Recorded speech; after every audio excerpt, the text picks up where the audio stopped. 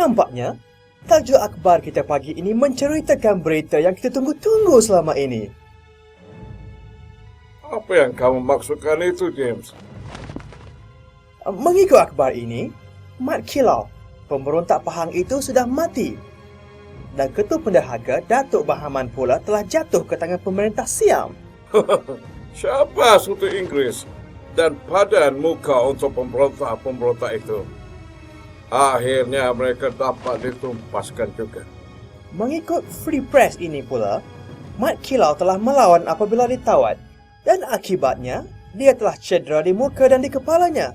Luka-luka itu sangat parah. Dan dia telah mati dalam perjalanan ke hilir Kota Baru. Akhirnya mati juga pemberontak itu.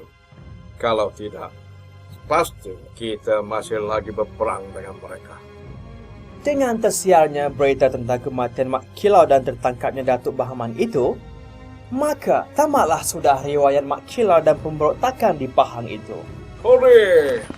Sudah semestinya orang Inggris akan menjadi pemerintah terunggul. Cheers! Ya, cheers!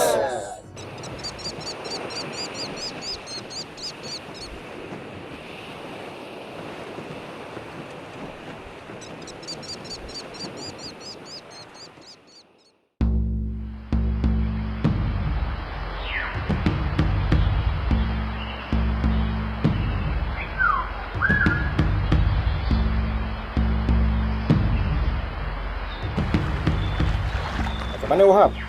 Ada apa-apa berita tentang pahlawan Mat Kilau dan orang-orangnya? Sudah berhari-hari lamanya kita menunggu khabar. Ya, aku tahu. Sabarlah sikit. Bagi aku tarik nafas dulu. Menurut khabar daripada orang-orang lebih, setelah berlakunya penangkapan Mat Kilau dan orang-orangnya, Mat Kilau telah terbunuh. Apa? Mat Kilau terbunuh? Mustahil. Susah aku nak terima berita ni. Pada mulanya, aku pun tak percaya.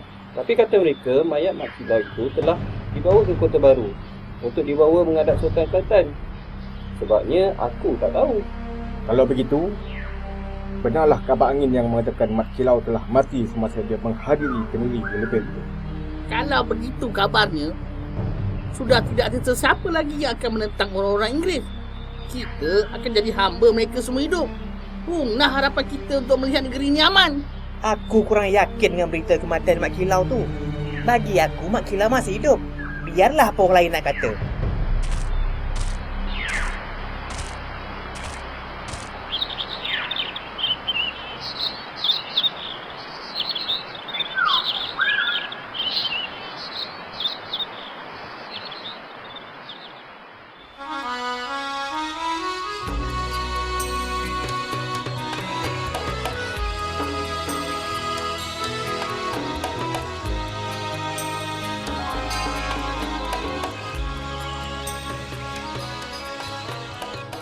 Apa yang ayah buat tu, Mak? Entahlah. Mana Mak tahu. Dari tadi Mak tengok kain cindai tu dibelek-beleknya. Nak buat apa Mak pun tak tahu. Nak buang tabiat agaknya. Agaknya ayah nak pergi berjalan esok tu, Mak. Ayah tu suka sangat Salihah. Orang yang paling gembira menunggu saat-saat peristiwaan kemerdekaan negara kita. Besok 31 Ogos. Saya akan bawa ayah ke padang masjid negeri untuk menyaksikan sambutan upacara tu. Mak dah tahu. Dah banyak kali dia sebut nak tengok upacara tu. Kamu bawalah dia bakar. Dia pun bukannya kuat lagi tu. Umur pun dah 100 tahun. Manalah terdaya lagi. Kamu jagalah dia baik-baik ya. InsyaAllah, Mak. Saya akan jaga dia. Lagipun besok ada bas percuma pergi ke bandar. Ayah tentu seronok dapat berjalan. Kan, Mak?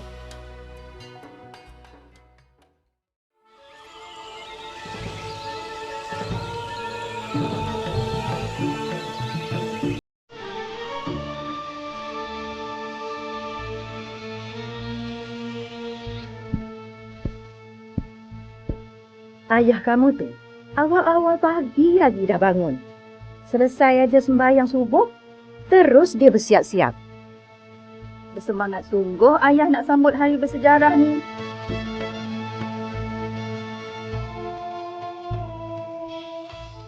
Kamu tengok aje lah tu. Kemas sungguh pakaian ayah kamu ni. Pakai kot, seluar panjang, bersampin dan berkain cinggai di kepala. Segak betul ayah, ya mak? Tak pernah tengok dia macam ni. Bakar, jaga ayah kamu tu baik-baik ya. Orang ramai di situ. Jangan sampai hilang ayah kamu pula. Azira, abang pergi dulu. Nanti lambat. Kamu jaga rumah ya. Baiklah, Mak.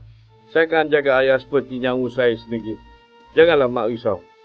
Abang tu cakap bukan main lagi. Nanti entah ke mana-mana bawa ayah tu. Mari Bakar. Kita pergi sekarang. Orang ramai nanti tak dapat tempat duduk pula. Baik, Ayah. Kita pergi sekarang.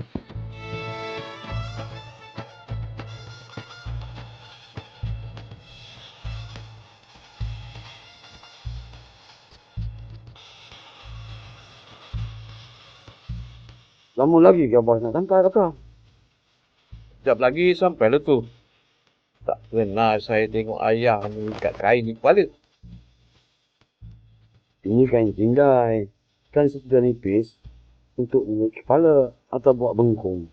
Pahlawan Melayu dulu gunakan kain ini untuk turun ke gelanggang melawan musuh. Itu pun bas dah sampai.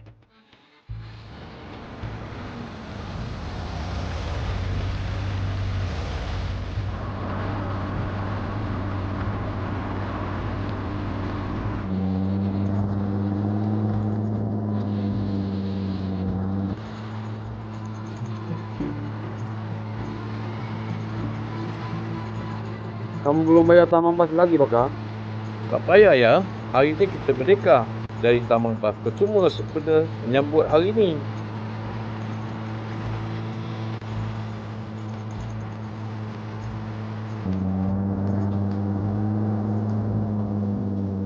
Lambat sangat pula bas ini. Tak sabar ayah nak sampai cepat. Sabarlah, ya.